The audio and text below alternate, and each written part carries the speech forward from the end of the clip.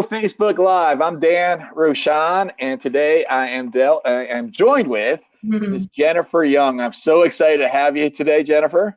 Thank you. I'm happy to be here.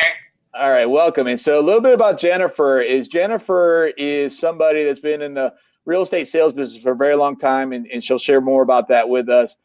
And also, she's somebody that has not only just been a visionary in this marketplace, she's somebody that consistently has been in the top 50 of all real estate sales teams in the Keller Williams Realty platform. And oftentimes, in the top 20 as well. So she's somebody that I'm really honored to have you as a guest today, Jen. And I know that some people are going to really learn from you today. So thank you for being a part of this. Thanks for asking me. I'm happy to talk with you. All right. So tell us a little bit about your journey. So how long you been a real estate agent? Let's go back to day one, rookie Jennifer Young. Just got out of licensing class. Yep. So I got my license in 2001 while I was still in college. I had this awesome woman instructor who was a real estate agent, a broker, an investor. And I was like, wow, I didn't know you could do so much with real estate, because I kind of imagined it was these, old blue hair ladies driving around their fancy cars, and I didn't want to be that. So this lady really inspired me at JMU, where I went to college. I got a degree in finance, and I was broke as a joke when I graduated. So right after graduation, started on Bob Andrews' team, Bob and Carrie Andrews. And I really learned everything I know from them. They're wonderful and still in the business in Florida. And it was such a great way to learn, because I learned from Carrie that you have to know the neighborhoods like the back of your hand, or a buyer can smell that out right away. And you just have to be, ahead of the competition by knowing your inventory. So I started out as a runner, transaction coordinator, kind of their assistant, and then worked my way up to a buyer agent. And it was a great relationship for a couple of years. And I decided that I wanted my own name on the sign and kind of to control my own destiny and have my own team. So it was a real hard goodbye, but said goodbye and started out on my own, and didn't have a whole lot of money, but just started shaking the trees and immediately put everyone I knew on my 33 touch, which I had learned through Keller Williams, and that really helped start my business. Slowly but surely, people started asking me questions about real estate, and I would do anything I could. So whether it was $1,000 rental, $100,000 condo sale in Stafford, I would do anything because I had to hustle and make a name for myself. And then I just started slowly growing with the 33 touch, and people, asking me questions. And I hired my first assistant, and she just helped me really with the 33 touch and some of the admin things. And still was really nervous because I was doing okay, but not making a whole lot of money, but really tried to follow the model and build from there. And then when the market got hotter and, it was crazy in 05 and 06, started making some good money and started to grow a little bit more, but still wasn't feeling completely fulfilled. And then when the market turned, it was a tough time for all of us. I got into short sales. I started traveling the country and meeting with different loss mitigation companies, got CDPE certified, and just learned that industry to help our clients and really embrace short sales. And it was actually a hard time, but one of my favorite times, because it felt so rewarding helping people avoid foreclosure. And then we started working in REOs and with bank properties. And even though it was difficult, it was a source of income, obviously. And I at least try to do it with high ethics and getting my clients the most money in cash for keys and things like that we could. And then we were kind of forced to grow really quickly and had to add multiple assistants, field runners, buyer agents, listing agents. And that's really where the business started truly growing, and we had a lot of volume and started truly following the model to build our business, up to different levels. All right, great. Let's sort of, you gave us a lot there, which I really, truly appreciate. So let's sort of segment that out. All right.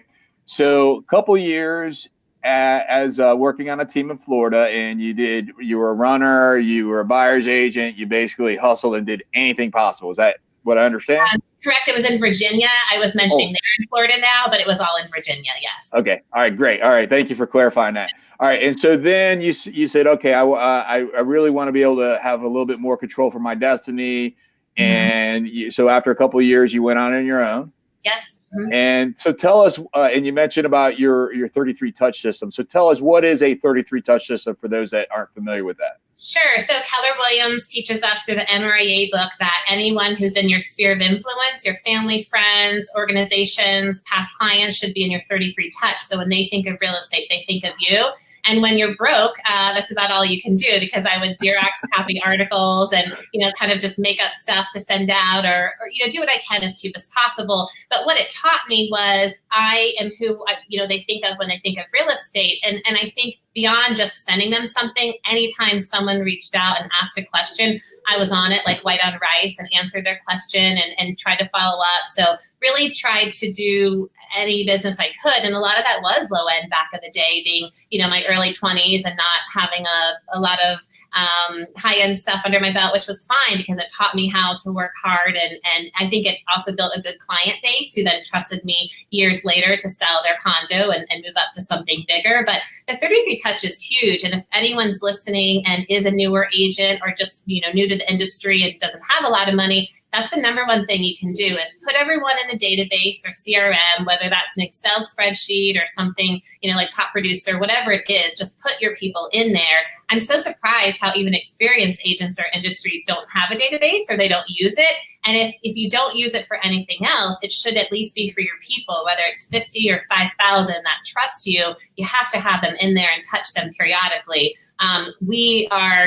We're doing it regularly now, but we're falling behind on some of our personal quarterly calls, which we're trying to get better at as we've gotten busy and have grown. We still maintain like the same casino night client party that I did 13, 14 years ago. And that's really fun to have watch it grown. And it's just a combination of direct mail, emails. We do video newsletters now monthly, big quarterly events. And it's neat to see my clients, the families grow as our business grows. They've come back to us and refer us. And it just has helped give us that belly to belly time that we wouldn't otherwise have if we weren't constantly touching them. So yeah. This is moving ahead a little bit, but any event you have should be multiple touches, right? Because it should be the invitation, it should be the phone call, it should be the actual event, it should be a follow-up afterwards, thanking them. And it's such great FaceTime with clients. Every time we do it, we get a lot of business from it, and it just solidifies that we're still in real estate and excited to work with them. And we've been just doing a lot of the same things we did almost 15 years ago now, and maybe just at a bigger level. But the 33 touch has been huge for our business. And our number one source of business is still past client and sphere and referrals, because we do that and we want to be an expert within our people. So I'm really proud that even though we're doing a lot of different marketing, the 33 touch has been the number one source of marketing for us. So a systematic way to be able to provide value and contribution to your database. And just to give a little bit of perspective, that seems as though it would be fair to say that was the foundation of your business? Absolutely. Yes. That was all I had. And I'm not a really high I, so I can't work a room or meet people socially like a lot of my colleagues in real estate can. So it was easier and more comfortable for me too, just to give them some information. And when they called, jump on it and impress them versus doing a lot of the coffees or lunches or social gatherings that other people do really well. But I just wasn't comfortable doing that. When I'm out in the community or at my kids' soccer games, I like to wear sweatpants and kind of be under the radar, and I'm just not out there as I should be. And I know I lose business from it, but it was a great foundation and felt comfortable for the way we work, because we're constantly trying to give value and educate our clients so that they saw us as a source of real estate and saw us as an expert. And it was a good way for me to build our business based on my personality profile. So I want to just have a perspective. Okay. In the last 12 months, how many transactions have you and your team done? I don't know the last 12 months, but last year we did 403 transactions for almost 155 million in volume. All right, keep the sweatpants off. Keep the sweatpants on. Sorry, keep the sweatpants on when you're out there networking. You're doing just fantastic. Thank you. You got a plan. And really, what it is, I've surrounded myself with talented people who are high eyes, and they're movers and the shakers, and we really complement each other well on our team because they have skills that I don't, and vice versa. So it works well. Yeah, that's fantastic. Okay, so then about 2009-ish, somewhere along that time period, is that right? 2007. 7 to 9 is what. 7 to 9. So somewhere in that time period, you met short sales, and then you went and traveled the country and met some asset managers, and you built your business on some distressed properties at that point. Is that correct? Correct. And the tidbit of information I'd give there is no matter what type of real estate you're doing, residential, commercial, distress, anytime you have an opportunity in front of you, you have to pounce on it because people have such a limited attention span, especially in the DC metro area. And, if they ask you for something, you have to jump on it. And so that's my personality and had been with clients. And that was kind of an easy way to transition to REOs and these demanding asset managers who wanted you to answer the phone always, even if it was California time and you're having dinner at 6 o'clock, you have to answer their phone call. So I would just put myself out there and say, you need a second opinion, you need a free valuation, whatever it is, just reach out to me. And I was able to impress them that way and grow our distressed business by doing a lot of free grunt work, but it helped me create a name in the industry and be the go-to once somebody dropped the ball, and they would fire them and hire me. And it was a good way to build my reputation in the distressed world. Yeah, I'm seeing a pattern here in what you're sharing with me, starting from the days that you were, working as a run. I'm seeing a pattern of a willingness and the application of just hustle. Yes, I think that's what this business is, right? Yeah. You're going to hustle. And it's a hard business because it's 7 days a week. And I definitely, used to do it 7 days a week, 10 hours a day. And I don't do that anymore. And I'm happy to talk about that and how to leverage yourself. But it really is, I think, about a hustle, because if you drop the ball in one opportunity, you usually don't get it again in this industry. Yeah. So what did you do during that time period? We were sharing sort of before we got on live here. And I was sharing with you that I was observing during that time period. I've always admired you and your business, and I think that you have one of the best business minds in real estate sales. You are definitely up there in the top of that for sure. Thanks, Dan. And you're welcome. I made that opinion because I recognize, my business looked a little bit like your business, except a little bit less. Right. I recognized at that time that you were marketing for other business besides distress. You were positioning yourself strategically and smartly, that you weren't just relying that was going to be the business for the rest of time. Can you talk to us a little bit about that? Sure. I mean, and I think it came the next Keller Williams book, Shift, really. And that I really embraced that. And in 2007, 2008, when the market was turning and the distress was coming, I didn't shy away from those really hard conversations with my clients. And I feel like anyone who was able to get through that market can do anything in this industry now, because those were such hard times to say, I'm sorry to make this call. It's the worst part of my job, but the market is shifting. And here's what the data says, and here's what you need to do. And I think that allowed me to have any tough conversation, really. But yes, we were always looking for the next opportunity. And what really drove that is when we started building our team and I hired more admin or more agents, all of a sudden it was like, oh my gosh, I don't want to let anyone go. So when this REO, world is over, I don't want to be that agent who doesn't have business anymore and have to fire everyone because I didn't pivot and run the other way when the market was shifting. So when REO started to slow down and we saw an increase in regular sales again, we tried to pivot and run with the regular sales while still doing REOs and have that REO department. That no longer was our focus because we saw the market coming back. And that's been amazing to be able to work with regular homeowners again and get back to traditional real estate. The agents I recruited were more seasoned traditional agents who did amazing customer service and negotiating. And we just changed our marketing strategy, what we focus on. And then what I do every day, my dollar productive activity changed from talking to asset managers and traveling the country to schmooze with them to getting in front of Mr. and Mrs. Seller and what can we do to get leads in. And I think I always came from a place of, I guess it would be fear of not wanting to have to let anyone go or not wanting our sales to decline. And I work with such talented people that I wanted to keep our business at a high level. And I knew if I didn't drive that, then it wouldn't work. And so I am proud to say we're able to shift and get into regular sales, which is now 95% of our business, and really don't do any REOs hardly anymore because they're not around as much. So yes, I think the shift book's amazing. I'm reading it again now because I hope we're not, but I think we're going to be in another shift. I mean, the market's nuts, but I can't imagine it stays this crazy when interest rates go up again. So I just want to be prepared. If it shifts again, we're in a good position to help our clients and continue to grow. What are you doing to prepare yourself? Great question. So we're having tough conversations now already. And part of our training within our team of agents is, you have to prepare your client that if their house doesn't sell after 8 to 10 showings or 3 or 4 weeks on the market, then we need to shift strategy, and the market's saying we're not a good value. So at our team meetings, we're talking about that and role playing those scripts and dialogues, and I am kind of leading the charge when an agent can't get a price reduction. I'm taking the bull by the horn and helping them get a price reduction through a conference call. So I'm both training and helping them achieve that reduction, having the tough conversation with the seller. I've already seen a little bit of a slowdown just because the inventory increase here in May. I mean, we're still in a great market, but I think it's a little bit less crazy than it was a couple months ago.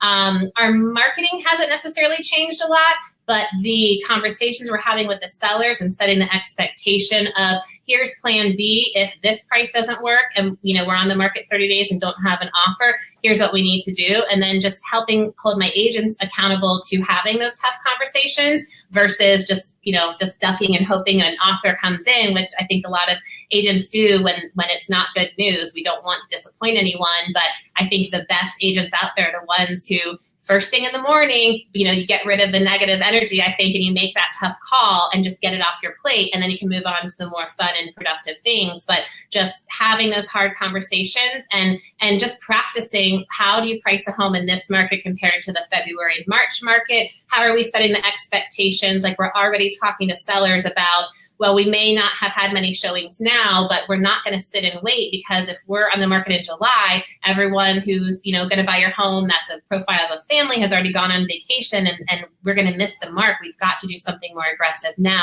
And so just having those tough conversations and making sure my agents are equipped with those scripts to have the hard conversations. So, and I think that's in the seller's best interest, right? If we do an adjustment now and get them a strong offer, it's going to be way better than just ducking and hoping we get an offer and then 60 days have that tough conversation. So it's really just about the follow-up calls my customer service manager and our agents are making to their clients.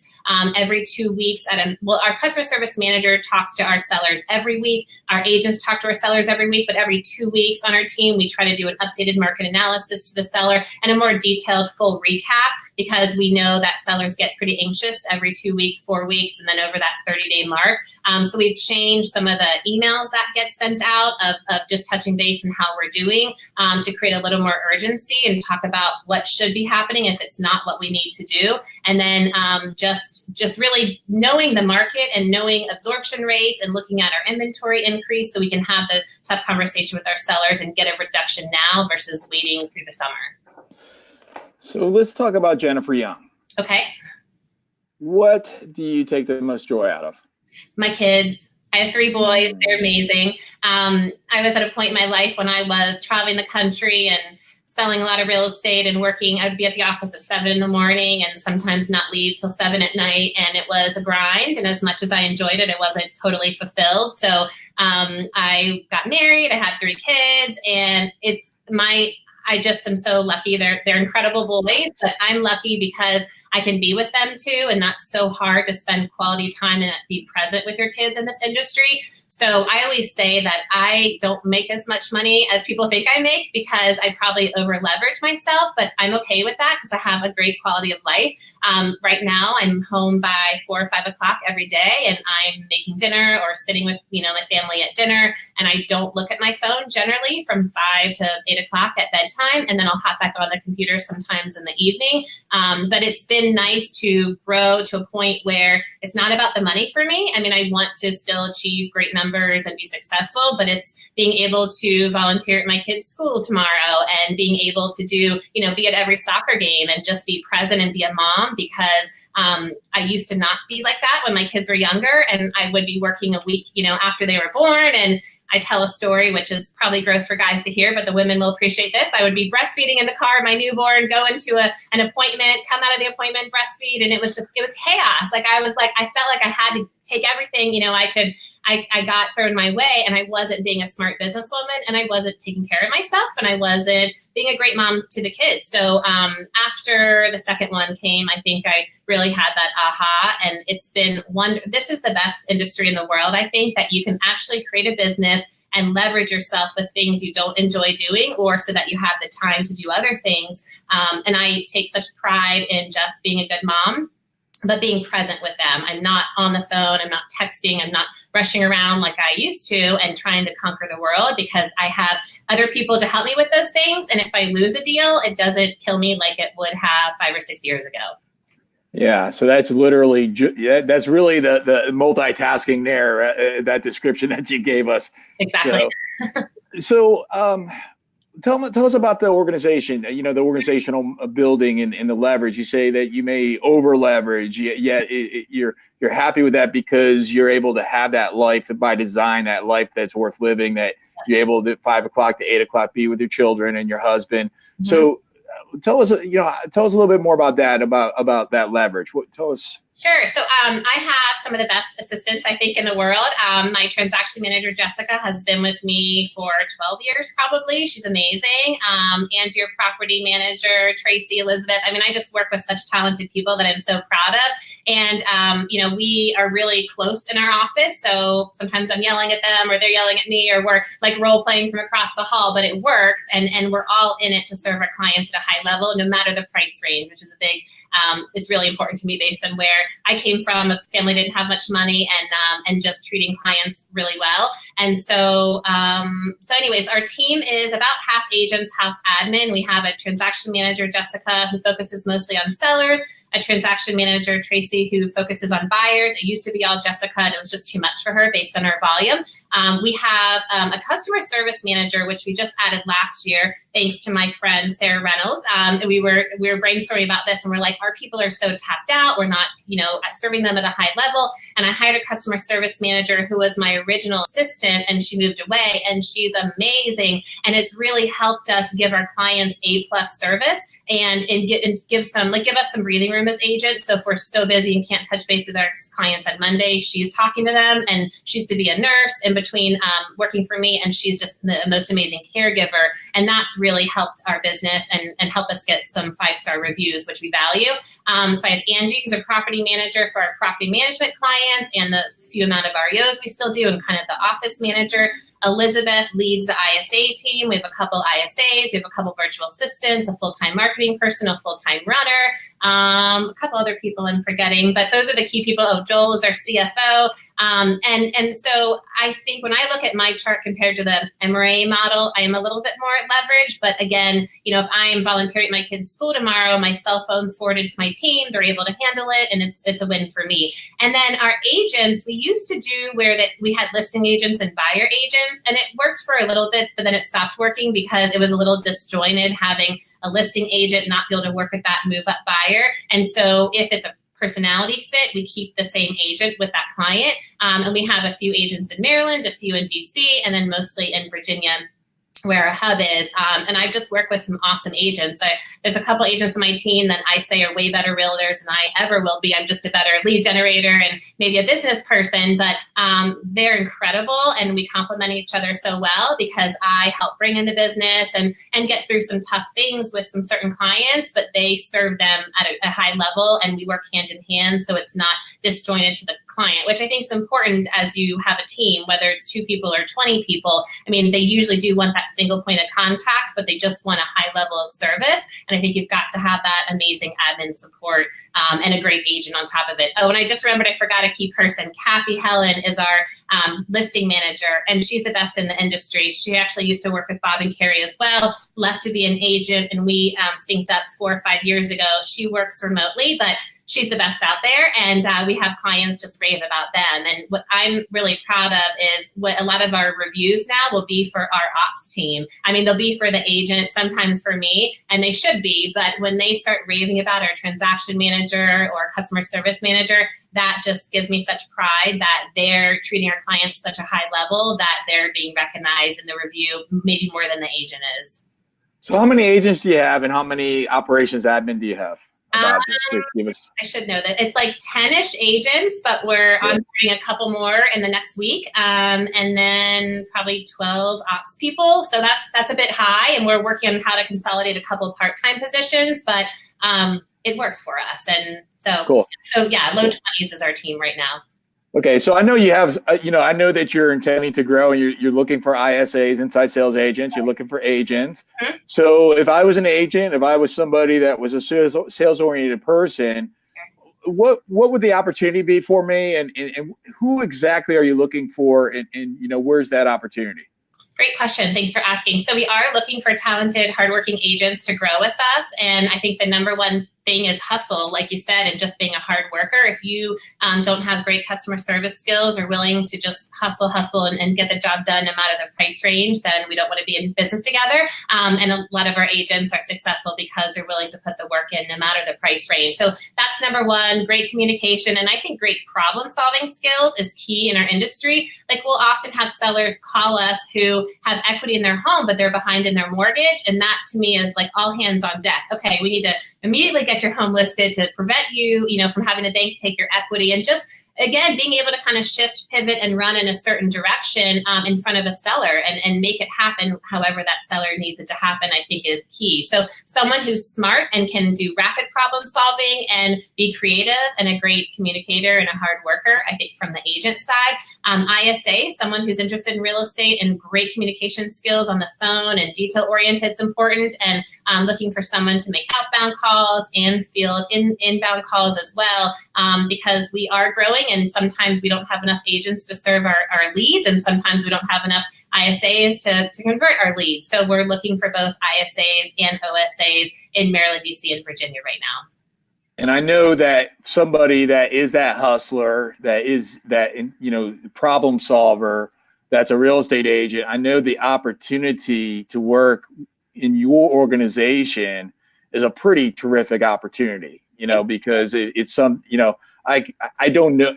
I can envision that the learning opportunity from being a part of an organization like that can just be tremendous, I would imagine. I think so too. Thanks. Yeah. We went to learning days too, isn't in the ways of real estate even 5 years ago, because our industry's changing so much. So sure. What do you fear? What's the biggest fear that you have?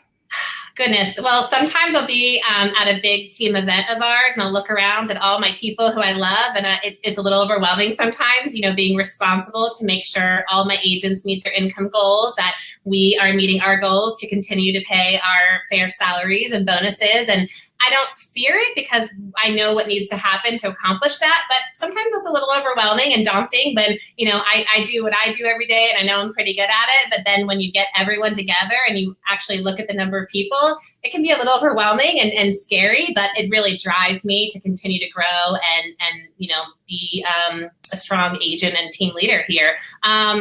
That's really mostly, and I think I fear missing out on my kids' childhood, which is why I've transitioned to this position of not having to do everything myself or not having to make the most money, and I just want them to think I'm a great mom and not so business oriented, and I think they think that, and I just want to be so hands-on and present with them, and I always want them to think of me as a mom first and not any of the other stuff. And I've done a pretty good job, especially with the younger ones. But that's, I guess, my biggest fear is making sure we stay in business at a high level to continue to grow and support our people so they're meeting their goals. Because there's nothing more rewarding to be able to give someone a raise, or someone bought their first home and they didn't buy a home before they were on our team. And that makes me so excited and proud. And then just to be a good mom.